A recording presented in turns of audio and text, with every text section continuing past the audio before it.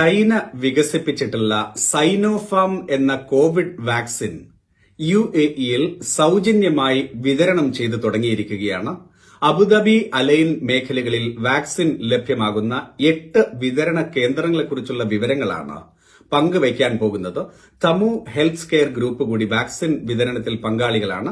അവരുടെ അലൈനിലെ ആദ്യ 5 കേന്ദ്രങ്ങൾ, അതോടൊപ്പം തന്നെ അബുദാബിയിലെ 3 കേന്ദ്രങ്ങളെക്കുറിച്ചുള്ള വിവരങ്ങളുമാണിത്.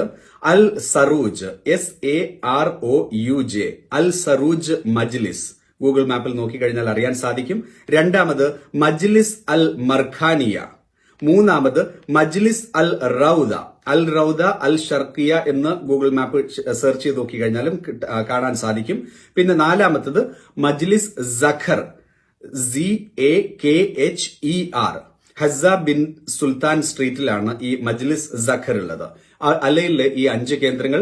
അതോടൊപ്പം അബുദാബിയിലാണെന്നുണ്ടെങ്കിൽ അൽ വത്ബ സൌത്ത് മജ്ലിസ്, മജ്ലിസ് മുഹമ്മദ് ഖലഫ്, മജ്ലിസ് ഓഫ് ഫസ്റ്റ് ആസ്ട്രോണോമർ.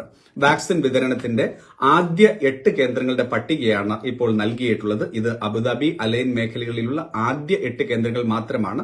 UAEയിലുള്ള എല്ലാവർക്കും വാക്സിൻ നൽകാനാണ് അധികൃതരുടെ തീരുമാനം. അതുകൊണ്ട് തന്നെ ദുബൈ, ഷാർജ ഉൾപ്പെടെയുള്ള എല്ലാ എമിറേറ്റുകളിലെയും വാക്സിൻ വിതരണ കേന്ദ്രങ്ങളുടെ പട്ടിക നമുക്ക് വരും ദിവസങ്ങളിൽ ലഭ്യമാകും.